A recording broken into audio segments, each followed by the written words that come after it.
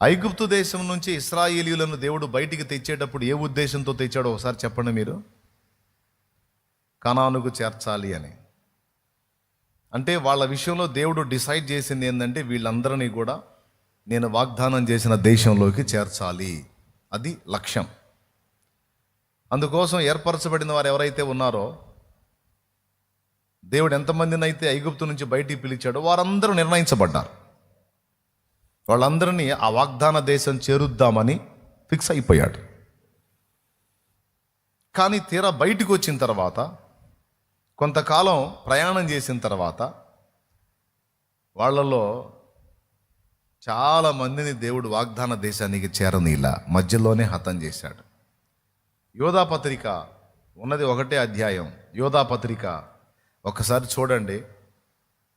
యోధాపత్రిక 6వ వచనం ఒకసారి చదవండి, లేదా 5వ వచనం ఏం చదవచ్చు. ఈ సంగతులన్నీ మీరు మొదటనే ఎరిగి ఉన్నను, నేను మీకు జ్ఞాపకము చేయగోరుచున్నదేమనగా, ప్రభు ఐగుప్తుల నుండి ప్రజలను రక్షించినను, ప్రభు ఐగుప్తులో నుండి ప్రజలను రక్షించినను, వారిలో నమ్మకపోయిన వారిని తరువాత నాశనము చేసెను.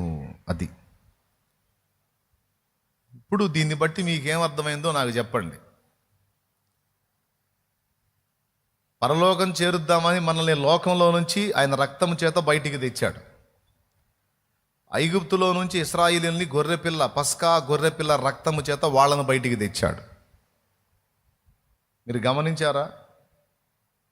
చాలా సూచక్రియలు ఐగుప్తులో చేసిన ఆ ఫరోగాడు పంపలా వాళ్ళని. చివరికి జ్యేష్ఠుల వధ అనే కార్యక్రమం పెట్టాడు.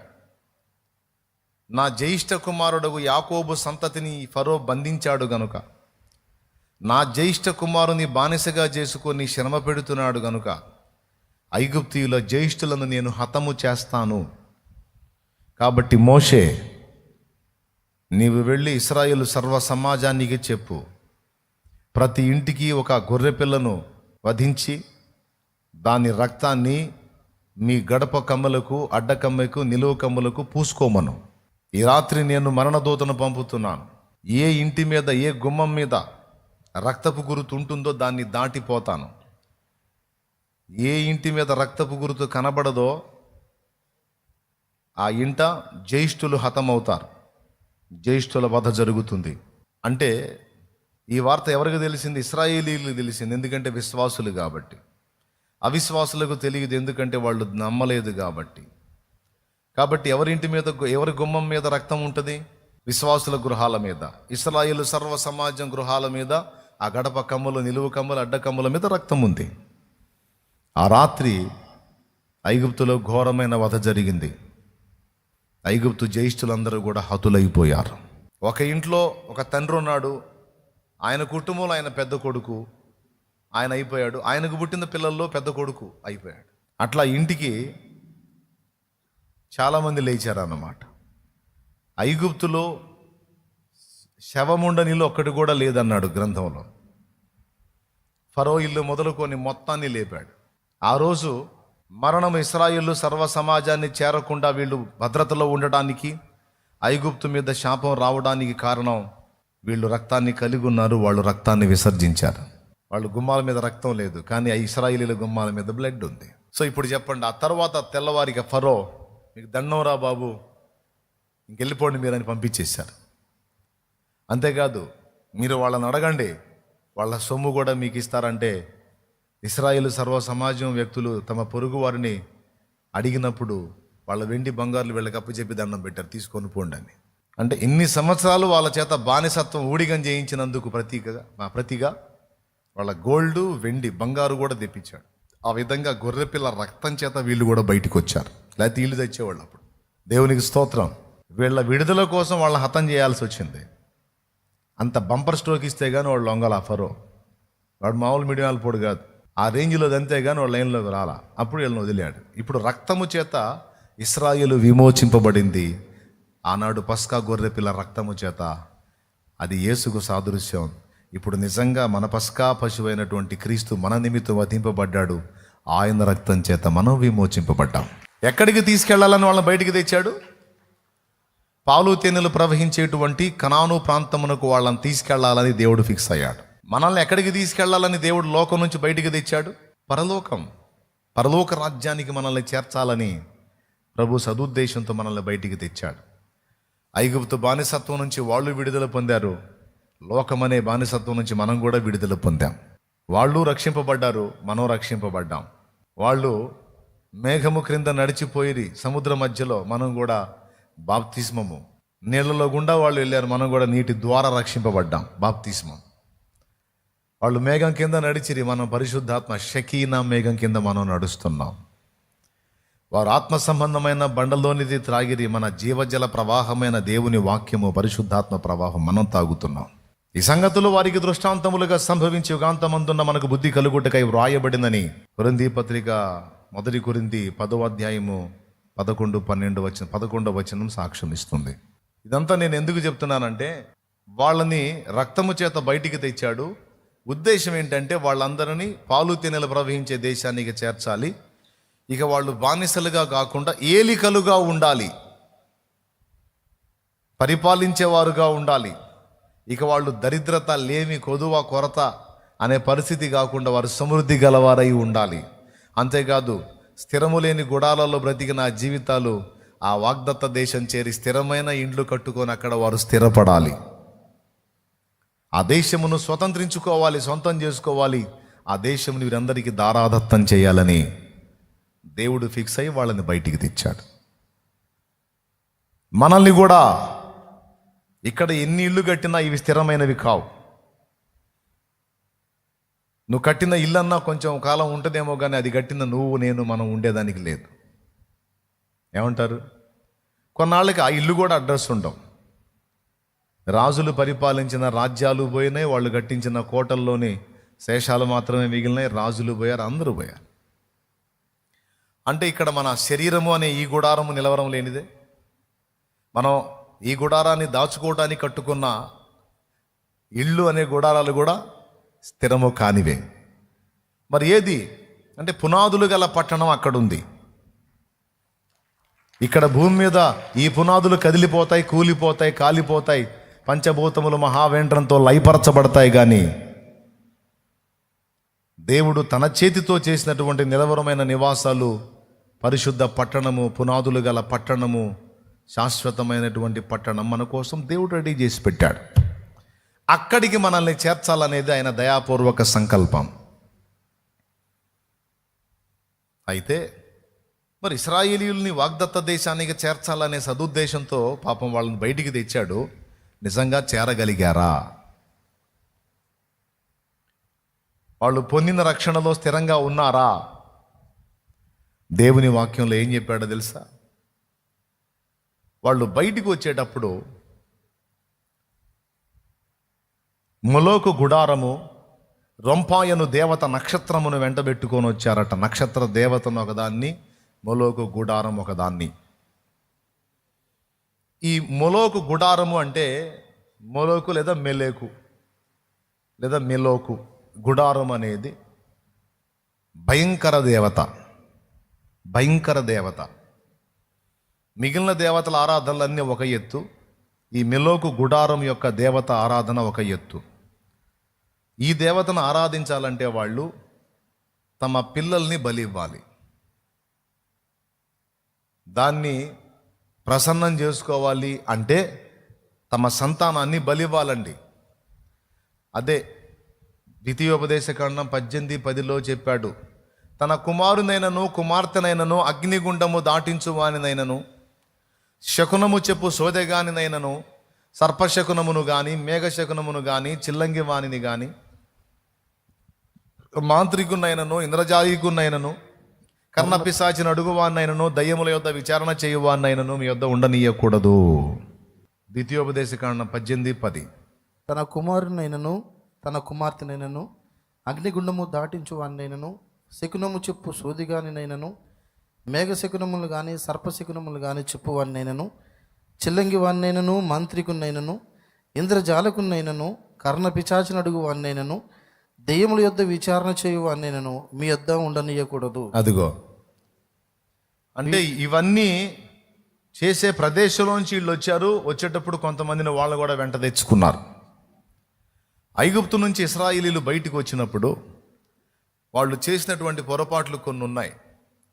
శుభ్రంగా దేవుని యొక్క అన్ని కార్యాలు వాళ్ళు చూసి వాళ్ళు దేవుని బయటికి వచ్చినప్పుడు దేవుని వైపు వాళ్ళ దృష్టి ఉండాలి. కానీ రొంపాయను దేవత నక్షత్రాన్ని మోసుకొని వచ్చారు. అది నక్షత్ర దేవత. ఇంకోటి మొలోకు గుడారము, దాన్ని తీసుకొచ్చారు. అన్ని శూరకార్యాలు చేసి, అంత ఘనకార్యాలు చేసి మిమ్మల్ని బయటికి తీసుకొచ్చిన యెహోవా మీకు సరిపోలేదా? మీకు ఆయన దిశాయించలేదా? ఎందుకని వాటిని తెచ్చుకున్నారు? ఎందుకు తెచ్చుకున్నారో తెలుసా? వాళ్ళకి యెహోవా కొత్త పరిచయం. ఎందుకంటే వాళ్ళ పితరులు ఐగుప్తుకు వెళ్ళి అక్కడ ఉత్పత్తి జరిగి వాళ్ళు బయటకు వచ్చేటప్పటికి ఇంచుమించు 430 నుంచి 450 సంవత్సరాల లోపు కాలం అయింది. ఇప్పుడు మీరు చెప్పండి, తాత, ముత్తాత, వాని తాత, వీళ్ళందరూ తరతరాలుగా, అంటే 430 ఏళ్ళు అంటే కొన్ని తరాలు గడిచింది. అక్కడ వెళ్ళినప్పుడు యెహోవా ఆరాధకులు వెళ్ళారు, యాకోబు సంతతిగా. తర్వాత ఐగుప్తీయుల మధ్యలో ఉండి కొంతకాలం బాగానే ఉన్నారు. గోషెను ప్రాంతంలో యోసేపు లైన్లో ఉన్నంత వరకు సూపర్ ఉన్నారు. కానీ తర్వాత యోసేపు వెళ్ళిపోయాడు, యాకోబు వెళ్ళిపోయాడు, యాకోబు సంతతి 12 గోత్రకర్తలు వెళ్ళిపోయారు. తర్వాత అప్పుడు యోసేపు చెప్పినట్టల్లా విన్న ఫరో రాజు కూడా పోయాడు. తర్వాత యోసేపును ఎరగని కొత్త రాజు వచ్చాడు. వచ్చి అప్పటిదాకా గౌరవనీయంగా ఉన్న వీళ్ళని బానిసలుగా మార్చి వీళ్ళ చేత వెట్టి చాకిరీ చేయించడం మొదలుపెట్టాడు. మీరు ఇక్కడి స్థానికులు కాదు, మీరు పరాయి దేశం నుండి మా దగ్గరికి వలస వచ్చి బతకడానికి వచ్చిన వాళ్ళు, మీరు మమ్మల్ని మాతో పాటు ఈక్వల్గా బతికేదేంది, మాకు బానిసలుగా పనిచేయండి అని వాళ్ళని అనచటం మొదలుపెట్టాడు. అప్పుడు ఏం జరిగిందంటే, అంతకుముందు పితరుల ద్వారా కొద్దో గొప్ప యెహోవాను గురించి తెలుసుకున్న ఈ ప్రజలు, మేము బానిసలుగా ఉన్నాము, వాళ్ళు మా మీద ఏలికలుగా ఉన్నారు అంటే, బహుశా మేము ఆరాధించే మా పితరుల దేవుడైన యెహోవా కంటే ఐగుప్తీయుల దేవతలు గొప్పవి కాబట్టే కదా యెహోవా నమ్మిన మేము బానిసలుగా ఉన్నాము. మరి ఐగుప్తీయులు నమ్ముతున్న దేవతల్ని బట్టి వాళ్ళేమో ఏలికలుగా ఉన్నారు. మళ్ళీ మా పితరులు చెప్పిన మా దేవుడేమో యెహోవా ఒక్కడే. కానీ ఐగుప్తీయులకు 10 దేవతలు, చాలా దేవతలు ఉన్నాయి వాళ్ళకి. కాబట్టి మా దేవుడు ఒక్కడే, అంత పవర్ లేని దేవుడు అనుకుంటాను.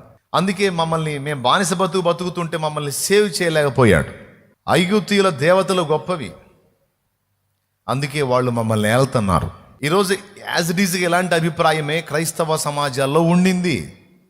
ఇప్పుడు క్రైస్తవ సమాజాల్లో తాతల తండ్రుల దగ్గర నుంచి యేసు ప్రభుని నమ్ముకున్న కుటుంబాల్లో పుట్టిన కొంతమంది, జన్మతా క్రైస్తవులైన వాళ్ళు కొంతమంది భక్తిలో టాప్ పొజిషన్లో ఉంటే, భక్తిలో పరాకాష్ఠ స్థాయిలో ఉంటే, కొంతమంది అన్యుల అంధవిశ్వాసాలని ఫాలో అవుతున్న స్థితిలో ఉన్నారు. ఎందుకో తెలుసా? మన నాన్న మన తాత అంతా యేసు భజనే చేసుకుంటూ వచ్చారు, యేసు ప్రభునే నమ్ముకుంటూ వచ్చారు. మన స్థితి అధో స్థితిలోనే ఉంది. కానీ మనకంటే గొప్ప వాళ్ళుగా ఊళ్ళో ప్రసిద్ధి గాస్తున్న వాళ్ళు నమ్మిన దేవుళ్ళు బహుశా గొప్పవి ఉంటాయి. అందుకే వాళ్ళు ఆ పొజిషన్లో ఉన్నారు. యేసు ప్రభుని నమ్ముకున్న మనమే ఈ దరిద్రంలో ఉన్నాము అని వాళ్ళ ఆచారాలని, వాళ్ళ విశ్వాసాలని, వాటిని మొక్కటానికి బర్త్ క్రిస్టియన్స్లో, అంటే పుట్టుకతో క్రైస్తవులుగా ఉన్న వాళ్ళు కొంతమంది బెండ్ అయ్యారు. ఎందుకంటే వాళ్ళు నమ్మినవి గొప్పవి కాబట్టి, వాళ్ళు పాటిస్తున్న ఆచారాలు గొప్పవి కాబట్టి, వాళ్ళ జీవితాలు 3 పువ్వులు 6 కాయల్లా వర్ధిల్లుతున్నాయి. మనకు అవేమీ లేవు కాబట్టి, మనం ఏం పాటించం కాబట్టి మన బతుకులు ఇలా శాపగ్రస్తంగా అయిపోయినాయి. నిజమే, మన యేసు ప్రభు కూడా సిలువలో వేలాడుతూ ఉన్నాడు. పాపం ఆయనే శిక్ష పొందాడు, ఆయన మనల్ని రక్షిస్తాడు. అదే వాళ్ళు చూడు, కత్తులు, కటార్లు, ఈటెలు బడిసెలు తీసుకొని సింహాసనాల మీద కిరీటాలు పెట్టుకొని వాళ్ళు ఎంత దగద్గాయమానంగా అసలు వాళ్ళు ఆభరణాలు ధరించుకొని ఎంత అందంగా, ఎంత శోభాతిశయంగా ఉంటారు. నిజంగా మన యేసుప్రభు ఏమో శిలువలో వేలాడుతూ ఉంటాడు, నాకే దిక్కులేదురా బాబు అన్నట్టు అని. అదే కొత్త ఒక వింత పాత ఒక రోత అంటారు కదా. కానీ వీరు నమ్మిందే నిజమైన దేవుడు, యేసుప్రభే నిజమైన దేవుడు. వాస్తవానికి వారు నమ్మింది సత్యం కాదు, కానీ వాళ్ళకి తెలియదు కాబట్టి పాపం వాళ్ళ అజ్ఞానంలో ఉన్నారు. కానీ వీళ్ళు వాళ్ళని చూసి, వాళ్ళ వైభోగం చూసి దేవుడితో కంపేర్ చేస్తున్నారు. మన దేవుడు బలహీనుడు కాబట్టి మనం ఎలా ఉన్నాం, వాళ్ళ దేవుడు బలవంతుడు కాబట్టి వాళ్ళు అలా ఉన్నారు అని వాళ్ళ ఆచారాలన్నీ ఫాలో అయ్యే క్రైస్తవుల్ని చూశాను. వాళ్ళు చూసే శకునాలను చూసే క్రైస్తవులను చూశాను. వాళ్ళు పాటించే పద్ధతులన్నిటినీ పక్కా ఫాలో అయ్యేటువంటి క్రైస్తవులను చూశాను. వాళ్ళు పాటించే వాస్తుల్ని పాటించే క్రైస్తవులను చూశాను. వాళ్ళు పాటించే ఈ రాశి ఫలాలను చూసే క్రైస్తవులను చూశాను. నాకు తెలిసిన ఒక ఊర్లో ఒక మందిరం ఉంది. మందిరానికి ఆనుకొని ఒక ఇల్లు ఉంది. ఆ ఇల్లు పడగొడుతున్నారు. చర్చికి ఆనుకొని ఉన్న ఇల్లు పడగొడుతున్నాడు క్రైస్తవుడే. ఎందుకు బ్రదర్ ఇది పగలగొడుతున్నారు ఏంది అని అడిగితే, ఇది చర్చి నీడబడుతుందన్నా అన్నాడు. చర్చి నీడబడితే ఏమైందంటే గుడి నీడ పడకూడదంట అన్న. బైబిల్లో ఎక్కడుంది? బైబిల్లో ఒక వచనం కూడా లేదు కదంటే, అంటే బైబిల్ కాదు అన్న, పెద్దోళ్ళు చెప్పారన్న. చాలా సంవత్సరాల క్రితం నేను ఇది చూశాను. వాస్తవంగా అవన్నీ పాటించి వచ్చినోండి కదా నేను. అవన్నీ ట్రాష్ అని తెలుసుకొని, అవన్నీ గ్యాంబ్లింగ్ అని తెలుసుకొని వాటిని విసర్జించి వచ్చినోండి కదా నేను. అదంతా ట్రాష్ అన్న, యేసులో సత్యం ఉందని నాకు చెప్పాల్సిన క్రైస్తవుడు గతంలో నేను ఫాలో అయిన విశ్వాసాన్ని ఫాలో అయ్యి బీదవాడయి ఉండి ఏ పూట కాపూట తెచ్చుకునే పరిస్థితుల్లో ఉన్నవాడయి ఉండి అప్పు చేసుకునే డాబా కట్టుకొని దాన్ని కూల్ చేసుకుంటున్నాడు క్రైస్తవుడు. ఇది కదా యేసు ప్రభువును నమ్ముకున్నప్పటికీ ఐగుప్తు అనేది హృదయంలో ఉండటమంటే, ఐగుప్తు ఆచారాలు, ఐగుప్తు వ్యవహారాలు, ఐగుప్తు దేవతలు, ఐగుప్తు శకునాలు మొత్తాన్ని తెచ్చుకున్నారు ఈ దరిద్రాన్ని వీళ్ళు బయటికి. నువ్వు నమ్మినవాడు సజీవుడు రా నాయనా, నువ్వు నమ్మినవాడు జీవం గల దేవుడు. ఆ పాపు నీకు పిచ్చా? నీకు జరిగిన కష్టాలకి నష్టాలకి వేరే కారణాలు ఉండొచ్చు, అవేవో చూసుకొని బ్యాలెన్స్ చేసుకో. అంతేగాని ఇలాగ నిర్దాక్షిణ్యంగా విలువైన ఇంటిని పాడు చేసుకోవటం పిచ్చా నీకు? నేను అవే ఫాలో అయ్యి వచ్చినోడిని, నేను వాటినే నమ్మి ఆచరించి వచ్చినోడిని నాయన. అవన్నీ అబద్ధాలు, అవన్నీ మన భయాన్ని సొమ్ము చేసుకోవడానికి కొంతమంది కల్పించిన కల్పనలు, మోసాలు తప్ప వాస్తవాలు కాదు. నమ్మొద్దురా బాబు అని నేను చెబితే ఆ పూటకి అంతేనంటావన్నా, సరేనన్నా ఆపాడు. మళ్ళా పోయి చూస్తే పగలగొట్టాడు. అంటే నేను ఇంత లెక్చర్ ఇచ్చిన తర్వాత ఆపకపోతే మర్యాద కాదని ఆ పూటకి ఆపి, నేను పక్కకు వచ్చిన తర్వాత మళ్ళీ మొదలుపెట్టి వైనం చేసుకున్నాడు. నష్టపోయింది ఎవరు? నేనా? పాడు చేసుకున్నోళ్లే. ఇట్లాంటి వాళ్ళని ఒకళ్ళారా కాదు, చాలా మందిని చూశాను నేను. అంటే వాస్తును నమ్ముతారు, జాతకాలను నమ్ముతారు, సోదుల్ని నమ్ముతారు, సిద్ధాంతాల్ని నమ్ముతారు, శకునాల్ని నమ్ముతారు, చచ్చినోళ్ళు దయాలవుతారని నమ్ముతారు, ఆచారాలు ముండమోపి ముత్తైదు ఆచారాలు పాటిస్తారు. చాలా ఉన్నాయి. ఎందుకు వీటన్నిటిని ఫాలో అవుతున్నారంటే, ఇవి ఫాలో అయ్యేవాళ్ళు బాగున్నారు, ఇవి అవని మేము బాగలేం. అందుకని ఎందుకో పరిశుద్ధాత్ముడు ఈరోజు 2 మార్లు ఈ విషయాన్ని గురించి ప్రేరేపించాడు కనుక నేను ఎత్తి మాట్లాడుతున్నాను ఈ విషయాన్ని. వాస్తు శాస్త్రాన్ని ఫాలో అవుతున్న విశ్వాసులు ఎవరైనా ఉంటే, రహస్యంగా మీరు వాటిని నమ్ముతున్నట్టయితే దయచేసి వాటిని మానుకోండి. వాస్తును నీవు నిజంగా నమ్మితే, వాస్తు పురుషుడు, ఒక ఇంట్లో వాస్తు పురుషుడు ఉంటాడు. వాస్తు పురుషుని యొక్క మండలం, గృహం, మధ్య గర్భం, ఈశాన్యంలో ముఖం, నైరుతిలో పాదాలు, ఆగ్నేయ వాయువుల్లో భుజాలు అనే పునాది మీద వచ్చింది వాస్తు శాస్త్రం. వాస్తవంగా అష్టదిక్కులు, తూర్పు, పడమర, ఉత్తర, దక్షిణ 4 దిక్కులు, ఈశాన్య, ఆగ్నేయ, వాయువ్య, నైరుతి 4 దిక్కులు, మొత్తం 8 దిక్కులు అష్టదిక్కులు అంటారు. అష్టదిక్కుల్ని పాలించే వాళ్ళు అష్టదిక్పాలకులు అంట. ఒక ఇల్లు కట్టుకునేటప్పుడు 8 దిక్కుల్ని సమంగా చూసుకొని కట్టుకోవాలి. ఎటు పక్కకి పెరిగినా తరిగినా ఆ దిక్కులో ఉన్న అధిదేవతకు కోపం వస్తుంది, దానివల్ల నష్టం కలుగుతుంది అంట. అసలు మొత్తం 8 కాదు, మొత్తం 45 దేవతలు. 45 దేవతలు. అర్థమైందా? అసలు దేవుని వాక్యం ఏం చెబుతుందో మనం బైబిల్కి పోల్చి చూసుకుందాం. 45 దేవతలు, 8 దేవతలు, ఇంతమంది అసలు నిజంగా ఉన్నారా? ఒక ఇంటిని నిజంగా ఇంతమంది ఆవరించుకొని ఉంటారా?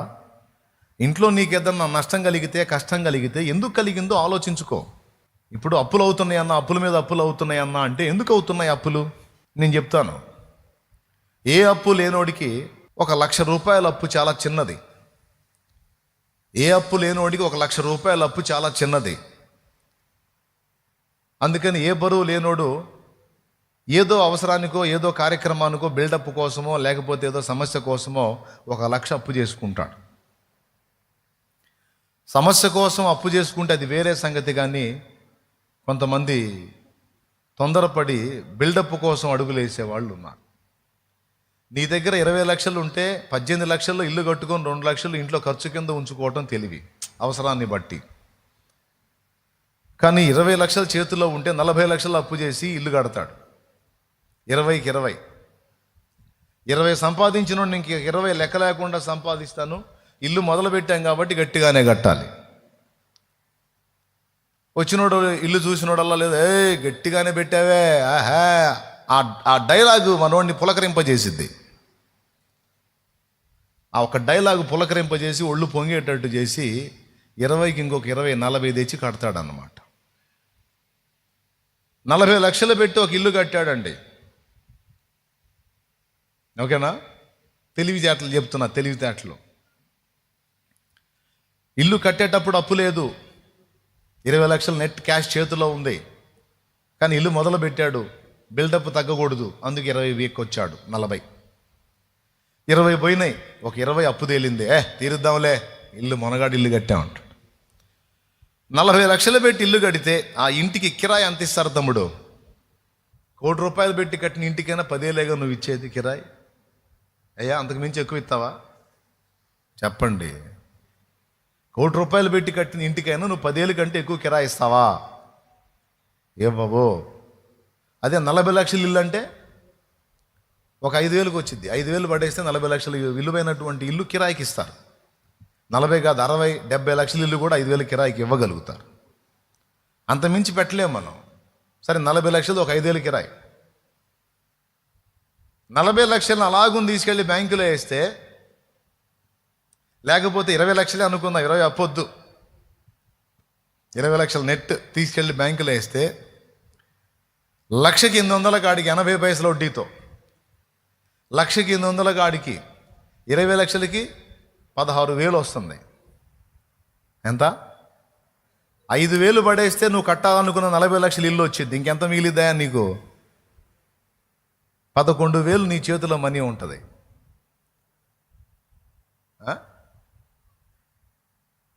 మళ్ళీ నువ్వు ఇల్లు దర్జాగా అందులో ఉంటావు, కరెంటు చెడిపోయినా ఓనర్ వచ్చి బాగు చేపిస్తాడు, నీళ్ళు ఆగిపోయినా ఓనర్ వచ్చి బాగు చేపిస్తాడు. నువ్వు ఇల్లు కట్టుకుంటే అన్నీ నువ్వే చేసుకోవాలి. అవునా? నువ్వు ఖచ్చితంగా లెక్కసరిగా కిరాయి ఇచ్చి జాగ్రత్తగా చూసుకుంటే, నువ్వు ఖాళీ చేస్తానన్నా కూడా వద్దు సార్ ఉండండి సార్ అంటుంటారు ఇంటి ఓనర్. ఎందుకంటే కొంతమంది వచ్చి కిరాయి కొన్ని డబ్బులు ఇక ఇబ్బంది పెట్టారు, మీరైతే నెల 1వ తారీఖు రాగానే పిలిచి డబ్బులు ఇస్తున్నారు సార్, మీరే ఉండండి సార్ నేను ఏదైనా తేడా ఉండి బాగు చేపిస్తా సార్, మీరు ఉండండి సార్, ఎందుకు సార్ ఖాళీ అని అడుగుతారు. ఇంటి ఓనర్నే కూలివాని కింద మార్చేసి వాడుకొని 20 లక్షల్లో అదే ఇంట్లో నివాసం, అంతా రాయల్టీ ఇంకా పెంచే ఖరీదు ఉంటుంది, ఆ ఇంట్లో ఉంటా 11,000, 20,000, 11,000 నెలకి మిగిలించుకునేది 80 పైసలు వడ్డీ లెక్కేస్తే. కొంతమంది ఏం చేస్తారు, కనీసం నెలకి ₹2 వచ్చే విధంగా, అంటే 100కి ₹2 అంటే లక్షకి కనీసం 2,000 వచ్చే విధంగా ఇన్వెస్ట్ చేసుకుంటారు. అంటే పెట్టుబడి పెట్టుకుంటారు ఇంకొక పనిలో.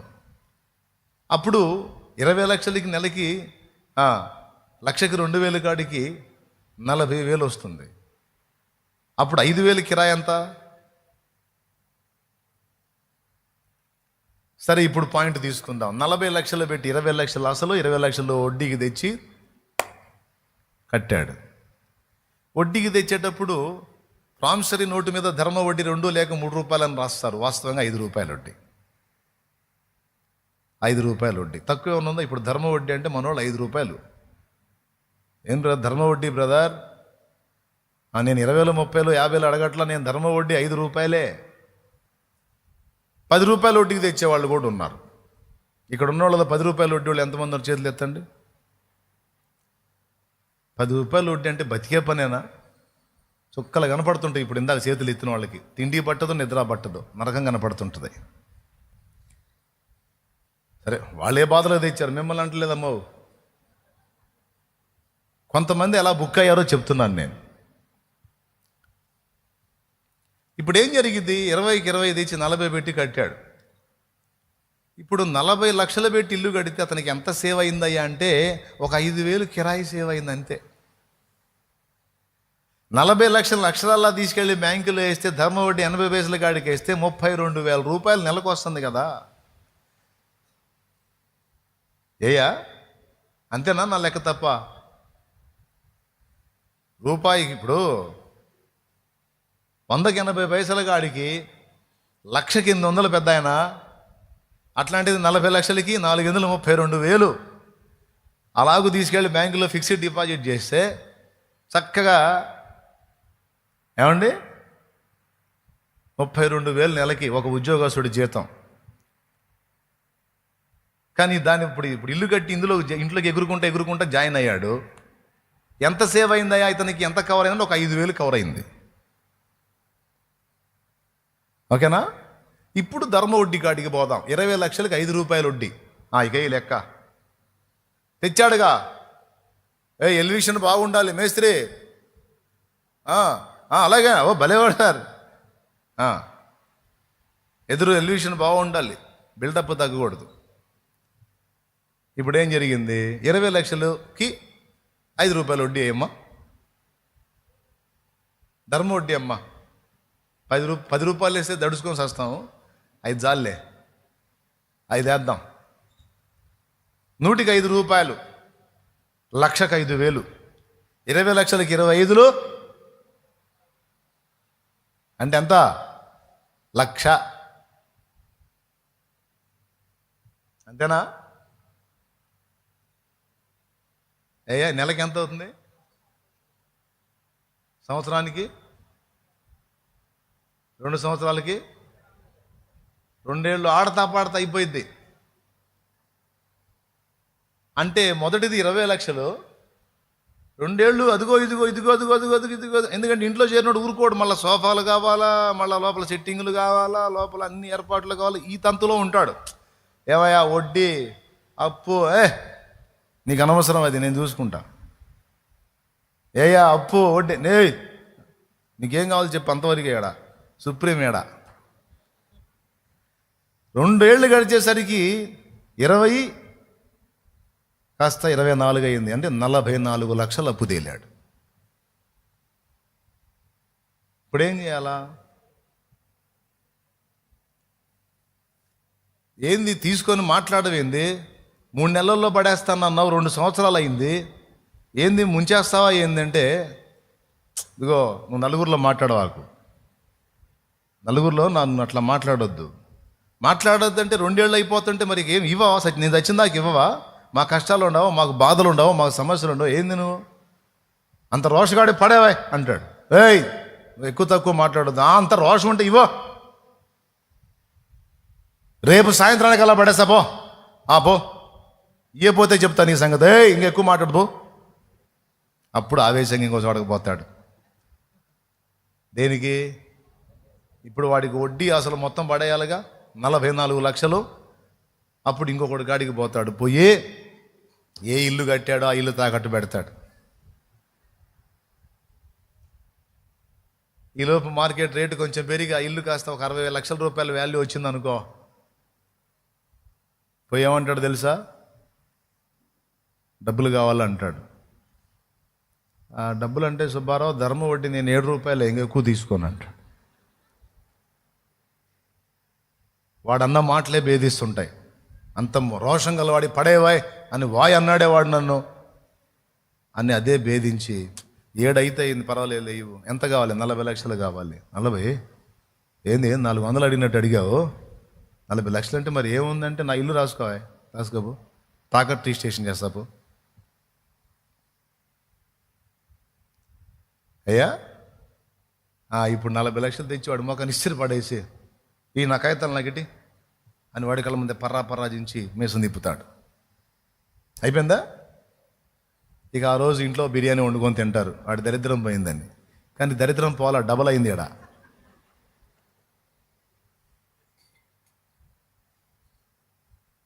ఇప్పుడు చూడిక అంతకుముందు అసలుకు వడ్డీ, ఇప్పుడు అసలు వడ్డీ 2 కలిసి కుప్ప అయితే 2టికి కలిపి వడ్డీ. దిస్ ఈజ్ చక్రవడ్డీ. దేవునికి స్తోత్రం. నాయనలారా, ప్రభువుకి మహిమ ఎందుకు చెబుతున్నానంటే మనకు బాగా బల్బు వెలిగిస్తున్నందుకు. ఇప్పుడేం జరిగిద్ది? ఇక లెక్కేసుకోండి, 40 లక్షలకి నెలకెంత? 40 లక్షలకి 7 రూపాయలు వడ్డీ అంటే లక్షకి 7,000. 4 ఏళ్ళు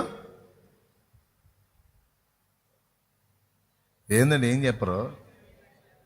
లక్షకి 7,000గా 7 రూపాయల కాడికి.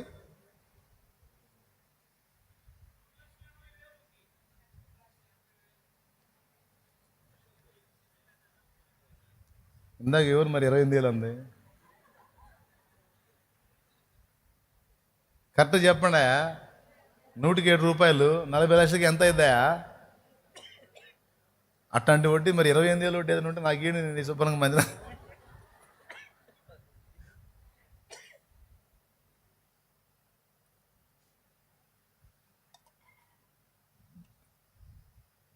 అమ్మా లక్షకి 7,000 కాడికమ్మా, 10 లక్షలకి 70,000 అవలా? 40 లక్షలకి 4 ఏళ్ళు 25,000, 2,80,000 అవలా? నెలకి 2,80,000 ఈయన ఏం చేసి సంపాదించి కట్టాలా?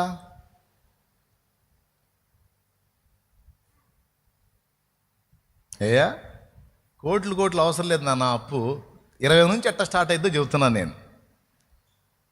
ఇప్పుడు నెలకి ఈ 44కి ఇంకా 4 చెప్పాలా? ఓన్లీ 40 లక్షలకే చెప్పా, 4 ఉంది మళ్ళా. అది కూడా కలిపితే మొత్తం 3 లక్షలు అప్పు తేలిద్ది నెలకు వడ్డీ. ఇప్పుడు నెలకి 3 లక్షలు యాడ్ అవుతుంటుంది ఈ 44కి. మొదటి నెలలో 47 అవుద్ది, రెండో నెల కట్టకపోతే ఆ 7కి ఇంకొక 3 యాడ్ అయ్యి 50, 53, 56, 59, 62. కరెక్ట్గా మళ్ళీ ఒక సంవత్సరం తిరిగేటప్పటికి ఎంత అయిద్దో తేల్చమ్మా? 2 ఏళ్ళకి ఎంత అయిద్దో తేల్చమ్మా? ఇప్పుడు ఈ వడ్డీ కట్టలేడు. ఓకేనా? ఒక నెల అయిపోయేటప్పటికే 3 లక్షలు యాడ్ అవుతుంది. అప్పుడు ఆలోచనలో పడతాడు, ఏందిరా ఈ అప్పులు ఇలా పెరిగిపోతున్నాయే. మళ్ళీ వాడేం చేస్తాడు? ఇచ్చినోడు, సుబ్బారావు నాకు ఒక 10 లక్షలు అవసరం అయింది, ఏదన్నా చూడు ఎక్కడన్నా, నాకు అర్జెంటుగా కావాలి. నేను మొత్తం అడగట్లా, 40 అడగట్లా, నేను 44 ఇచ్చా, మొత్తం అడగట్లా, 10 లక్షలు అర్జెంటుగా అవసరమైంది అంటాడు. అదే మనం అడగగానే అంత మొత్తం ఇచ్చాడు, 10 లక్షలు తేవాలని మళ్ళీ ఇంకో చోట తెస్తాడు 10 రూపాయలు వడ్డీకి. ఎందుకంటే మాట దక్కించుకోవాలి కదా. 44 లక్షలు ఇచ్చాడు కదా మాట మీద, నోటు మీద. ఇంకో చోట 10 లక్షలు తీసుకొచ్చి ఇక్కడ ఇచ్చి 44లో 10 తగ్గింది అనుకుంటాడు. ఆ రోజు బిర్యానీ వండుకుంటారు. స్తోత్రం. ఇవన్నీ ఎవరి అనుకున్నావు? స్తోత్రం.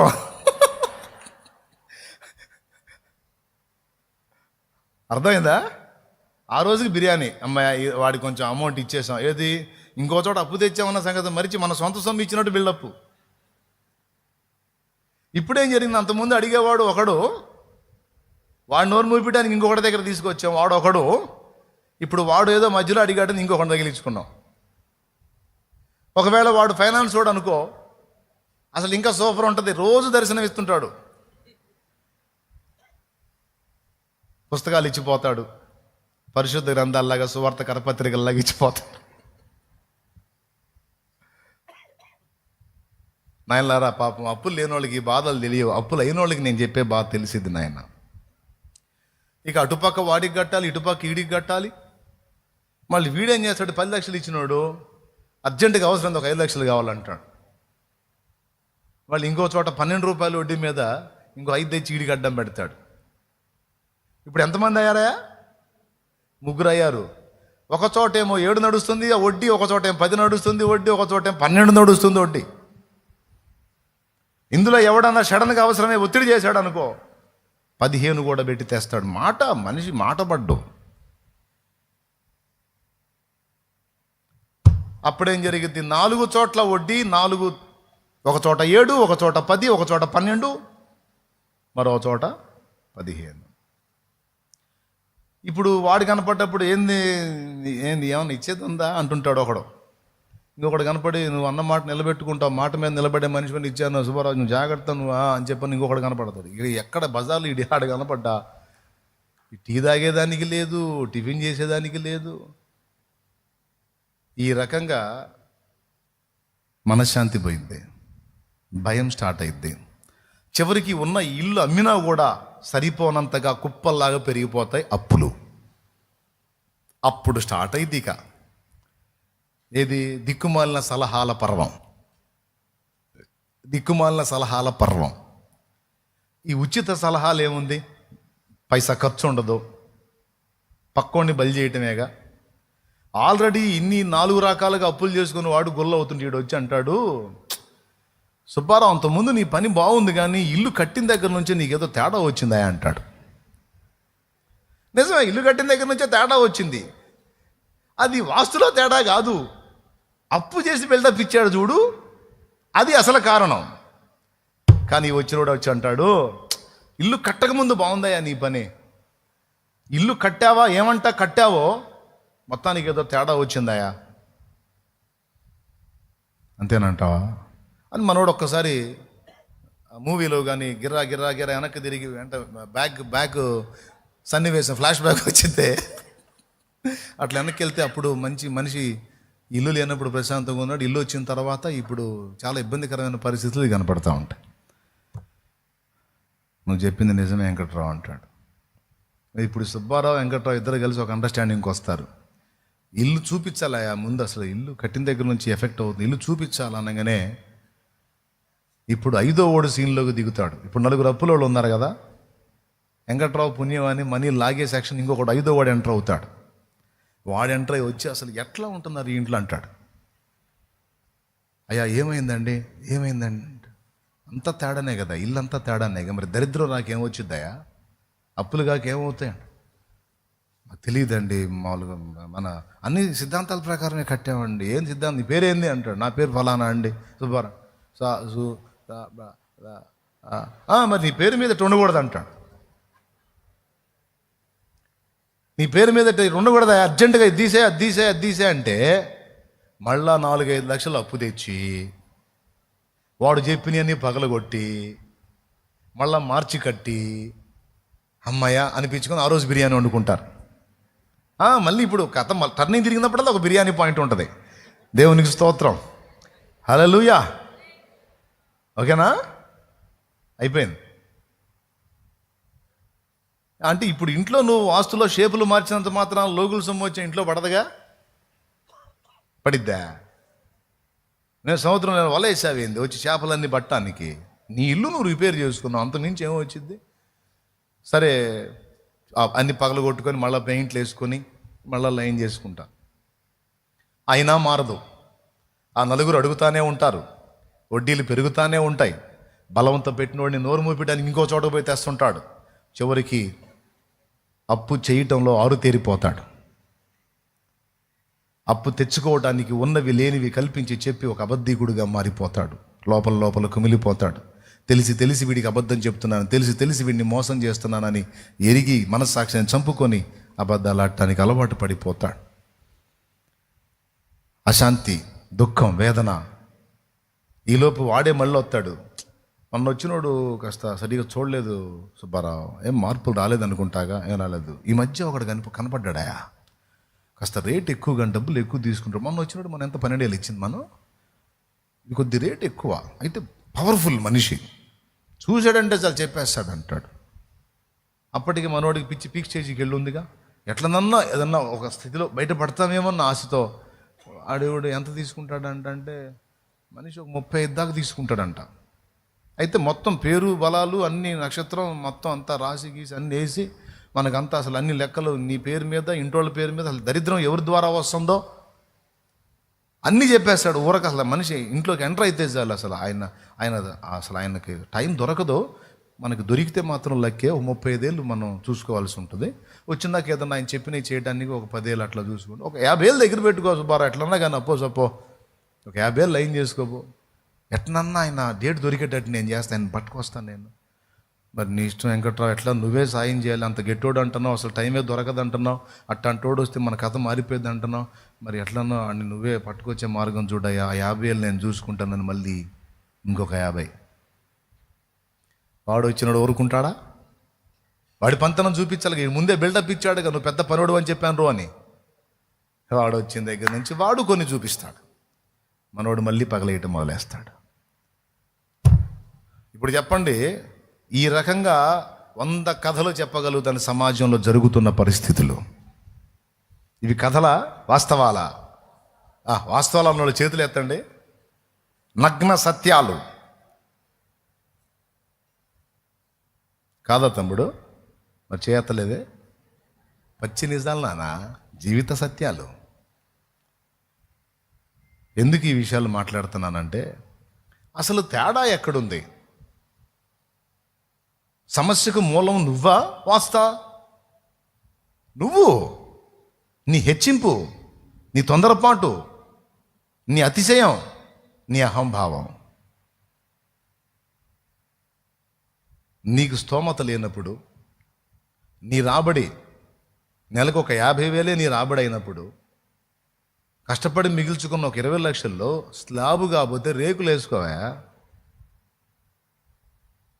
బిల్డింగ్కి 45 అనుకుంటే చక్కగా మంచిగా కింద గట్టి చేసుకొని పిల్లర్లే పోసుకో, లెంటలు వేసుకో, పైన గోడ కట్టుకో, రేకులు వేసుకో, బలం వచ్చినప్పుడు స్లాబ్ వేసుకో. నీ కిరీటం ఏమన్నా కింద పడుతుందా? నిలవరమైన నివాసమేగా. ఐరన్ షీట్స్ వేయించుకో, మంచి కంపెనీ షీట్స్ వేయించుకో, వస్తుంది. 20 లక్షల్లో సూపర్గా రేకుల షెడ్ వేసుకోవచ్చు, 4 గదులు పెట్టుకొని గట్టిగానే కట్టుకొని స్లాబ్ వేసుకొని, ఆ హడావిడి ఏం లేకుండా ఒక పక్కకి దించుకొని నీట్గా బిల్డింగ్ పొజిషన్లో పెట్టుకొని 20 లక్షలు చక్కగా 4 గదులు పెట్టుకొని కట్టుకోవచ్చు ఇల్లు. మంచిగా కింద సీలింగ్ చేయించుకో. ఇప్పుడు నేనున్న నివాసం అంతే ఉంది. నేనుండే నివాసం రేకుల షెడ్డే. ఏమ్మా అట్టట్ట డాబా కట్టాల్సిందే. ఏముంది నాన్న డాబాలో? ఉంటే కట్టు, ఏం పోయింది? లేనప్పుడు మంచం ఉన్నంత వరకే కాళ్ళు ముడుచుకోవాలి, బయటికి జాబితే ఎట్టనానా? ఇది ఈరోజు చాలామంది సమాజంలో మిస్ అయ్యారు. ఇట్లా ఎందుకురా అంత హడావిడి, ఉన్నంతలో ఏదో చిన్న కట్టుకోవచ్చు కానీ మనబోటోడు సలహా చెప్పాడు అనుకో, వాడు ఇంట్లో పోయి భార్యకి చెబుతాడు, వాడికి ఏం వ్యసనం అని అల్లాడుతున్నాడు.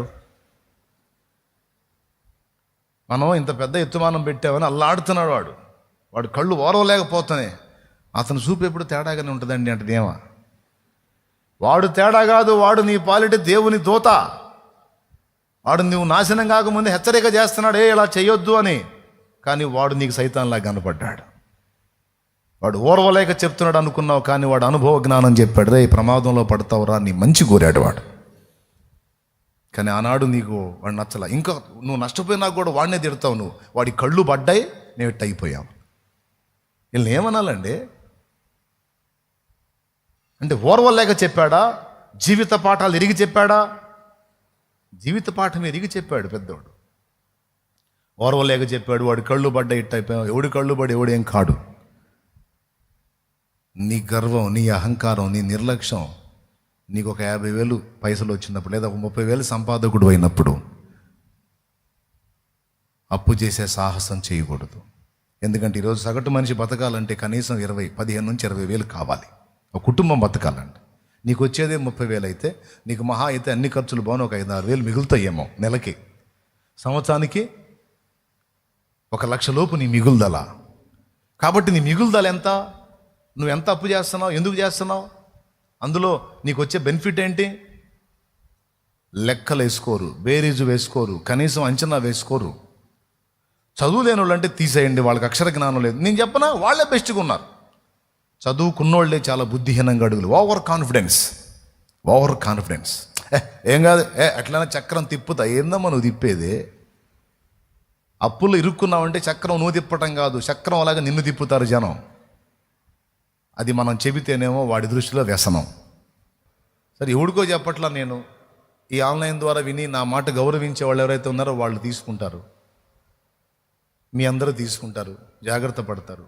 అంటే ఏది చేయాలో ఏది చేయకూడదో, దేన్ని బయట పెట్టుకోవాలో దేన్ని బయట పెట్టుకోకూడదో, దేనికోసం ధనం వెచ్చించాలో అది ఏ స్థాయిలో వెచ్చించాలో అనే పరిశీలన లేకుండా బుద్ధిహీనమైన పనులు మనం చేసుకొని, మరే నీకే గ్రహదోషం ఉంది, గ్రహాలు కొంచెం రివర్స్లో ఉన్నాయి, అయ్యిందో మరి అప్పులైన వాళ్ళకే గ్రహాలు రివర్స్లో ఉంటాయి, ఉన్నోళ్ళకి ఎందుకో రివర్స్ రావు ఈ గ్రహాలు.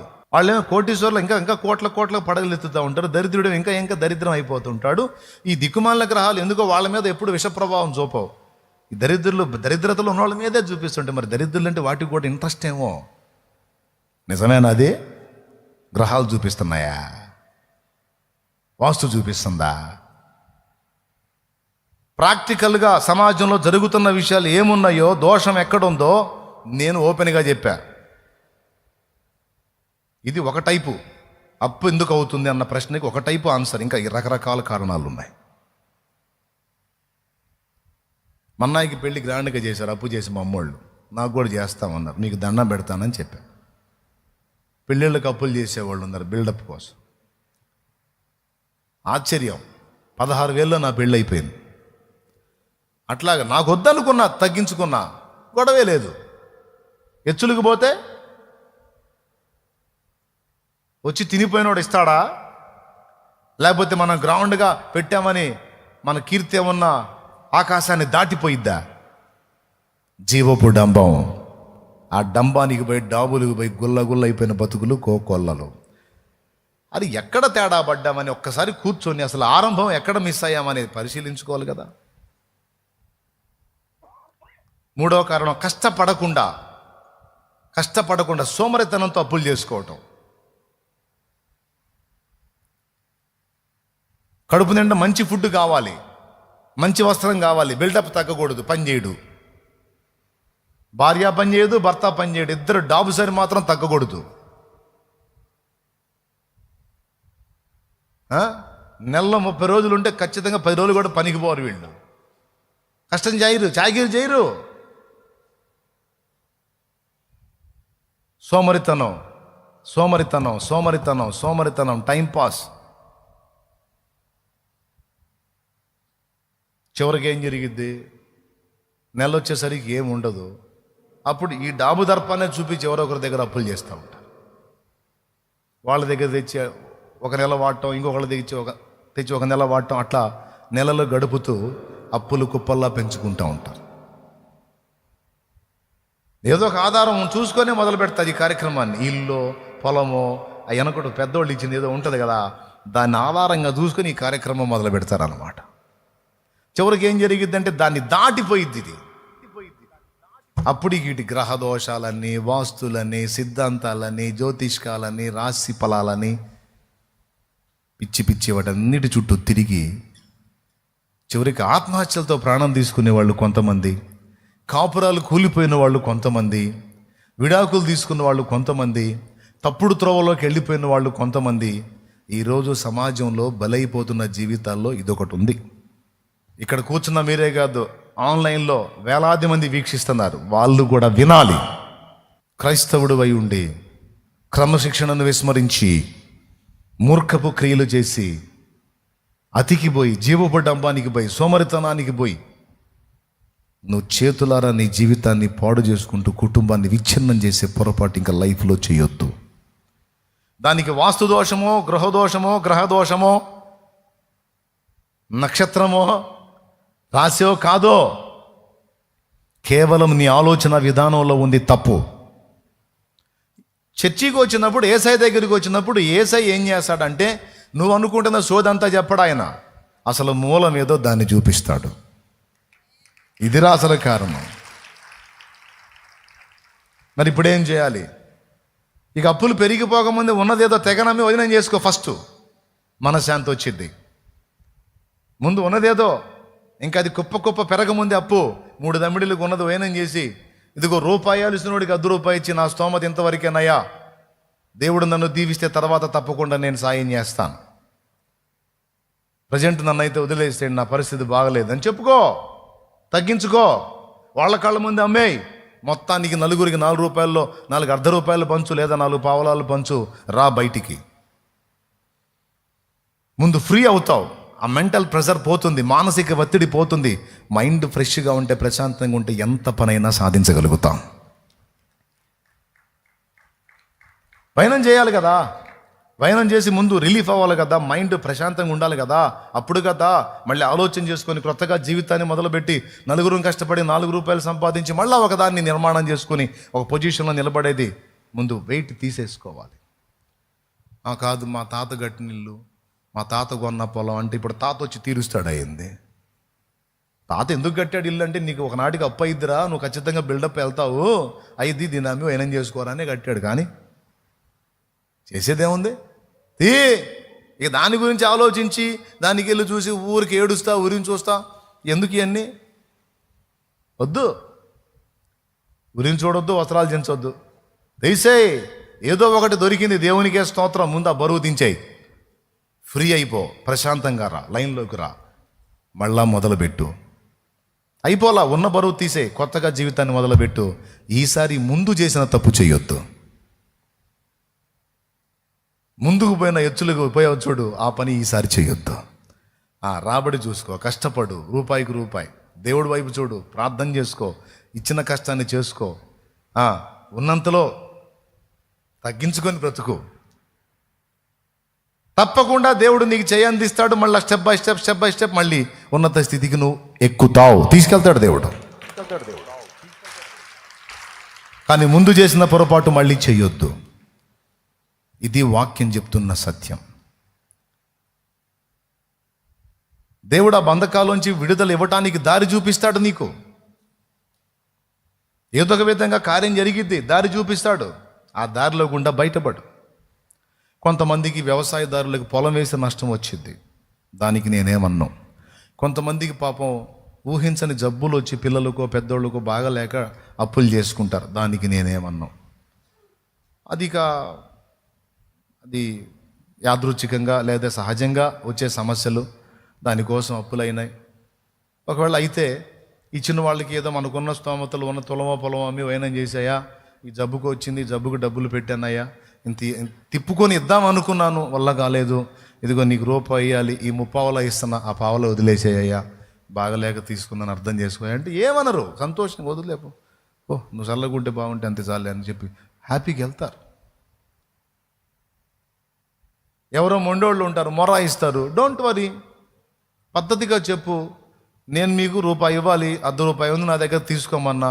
తీసుకోకపోతే నేను చేయగలిగింది ఏం లేదు, శుభ్రంగా లాయర్ నోటీసులు పంపిస్తా, మొత్తానికి ఐపీ అని రాసి, దేవునికి స్తోత్రం అని ఒక మాట వదలక ముందే వాళ్ళు ఎగబడి తీసుకుపోతే అప్పుడు అడుగు.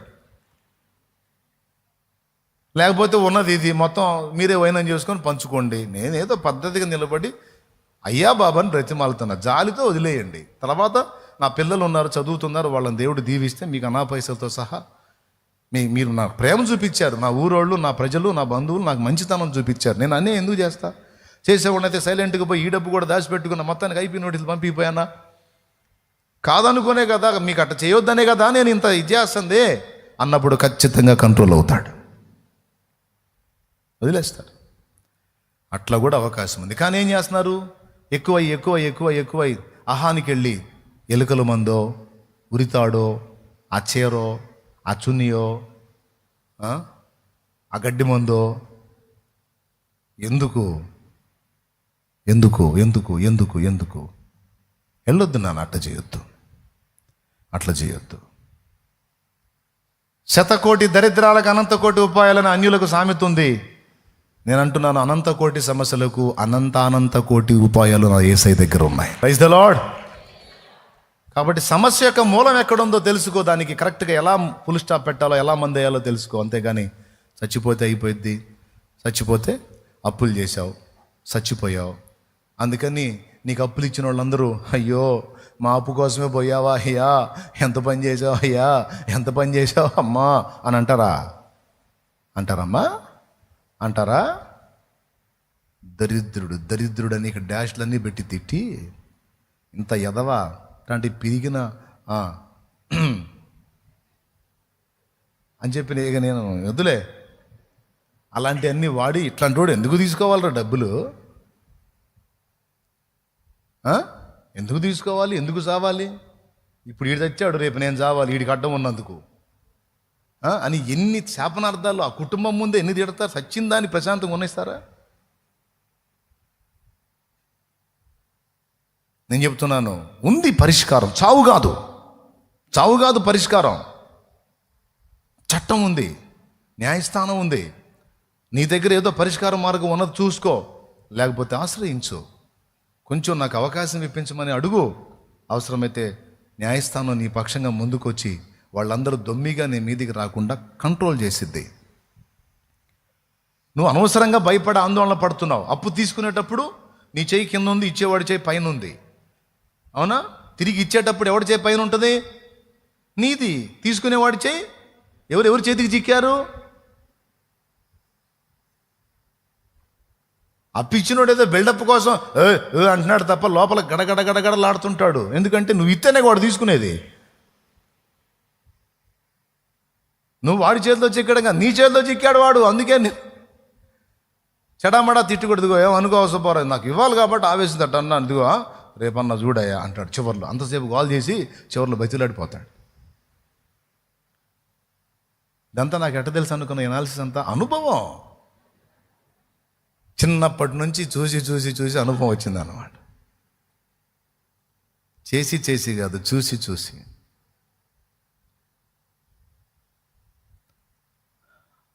నేను చెప్పే ప్రతిదీ కూడా పిన్ టు పిన్ పాయింటే. చావులు పరిష్కారం కాదు.